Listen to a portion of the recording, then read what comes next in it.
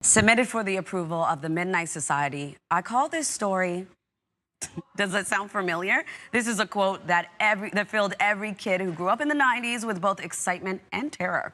If you haven't already guessed who our next guest is, I'll share the details. DJ MacHale is a writer, director, and producer of the award-winning television series and many movies as well for young audiences, including Too Close to My Heart, the iconic Are You Afraid of the Dark, and Disney's Tower of Terror.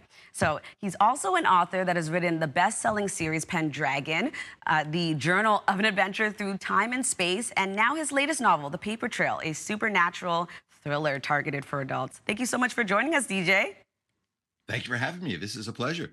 Absolutely a pleasure for us. And first, I have to ask you about Are You Afraid of the Dark? Are You Afraid of the Dark, rather, because this show began in the 90s and kind of paved the way for horror fans, a show widely still discussed today. So what is your favorite part about creating the series, looking back on it? Well, there are kind of two things. The looking back part is you never expect that something that you made or that you make is going to be spoken about 25, 30 years later. If I had known that, I would have taken more care in making it. I didn't know. It's kind of fun. It's a double-edged sword because I love the fact that people are still talking about the show and it still resonates with them. But I also get so many comments of people like being critical of things. It's like, oh my gosh, that's a decision I made 30 years ago. Does he wear the red shirt or the blue shirt? And now people are writing, why did he have a blue shirt on? Like, I didn't think I'd have to worry about this all these years later. But but, but it's a good thing to worry about, frankly, to have a problem with. But when I made it, it was the most joyful, hardest work I ever did. And it's also because it was writing and producing the kinds of stories that I love. It was a dream come true. And they let me make the show I wanted to make. And it was fabulous experience. Well, I definitely agree with you there. It held up till this day and it's still incredible. And everyone's still talking about it. So kudos to you.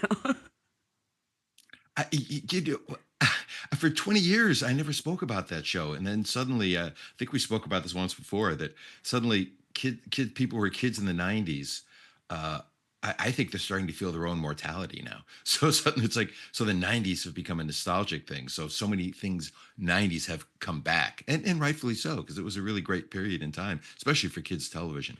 So I'm just proud to have been part of that. Absolutely. And you have a new book out now, The Paper Trail. Can you tell us about it? Yes, I can show it to you. I just so happen to have a copy right now, The Paper Trail. This is an adult book. I mean, normally I write for young people, and it is a supernatural thriller. Real briefly, it takes place in a small town that's kind of past its prime. It's a town that's really kind of dying until one day, this interesting fellow shows up, fellow by the name of Mr. Paper, hence the title. And the moment he shows up, strange things start happening to a number of people in this town, strange and scary things. And there are a number of stories that go through the paper trail, all about these individuals who are all experiencing these frightening phenomenon. And the thing that ties it all together is this one character who's the sheriff. She's a single mom who's kind of the mother hen to these people in this town. And everyone goes to her to say, these crazy things are happening. What's going on? So it's up to her to try to figure out, what's the connection between these things? Why is it happening? Who is this Mr. Paper character, and what does he have to do with any of this, if anything? So it's a supernatural mystery with scares and twists and turns and all that kind of good stuff. Oh, I'm definitely going to have to check it out. And we know by now you are very well versed in all things spooky. So do you enjoy writing supernatural stories? Yeah, and I've tried to figure out why. If I had a therapist, you could ask the therapist, but I don't have one, so I don't know. Ever since I was a little kid, my mother kind of steeped me in these things because she loved scary stories. She called them "ooh yeah" stories. And my sister used to tell stories to me growing up, and I gravitated to watching and reading those kinds of things when I grew up. But beyond my own personal taste, I think it also has to do with whenever there's a supernatural story, whether there's a ghost or a boogeyman, or whatever it happens to be, or phenomenon, it's happening for a reason. And that reason is a mystery. So essentially, writing these stories, they're mysteries. So when I start writing a new story, I know how it's going to come out. I know the ending more or less. And so it's fun to go back and lay in the clues and lay in the misdirections and put in just enough, hopefully not too much, that the reader will be able to kind of play along with the characters who are trying to figure out what's going on. And so it's really fun for me to play that cat and mouse mystery story where the mystery ultimately is a supernatural weird thing. So it's all those elements combined is why I love writing supernatural and science fiction and fantasy and things like that. Now, before we go quickly, is it different writing for like scary scenes for novels as opposed to TV? Yeah, it's much more difficult, frankly, because with TV, you have so many more tools at your disposal.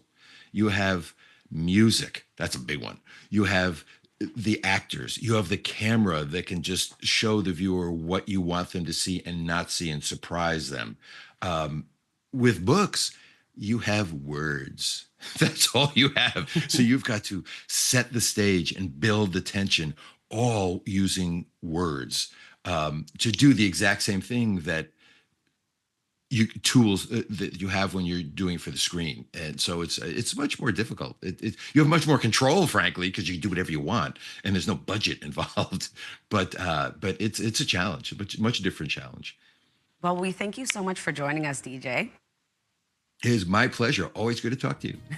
You as well. And we can't wait to read The Paper Trail. And that was author, writer, and director DJ MacHale joining us this morning.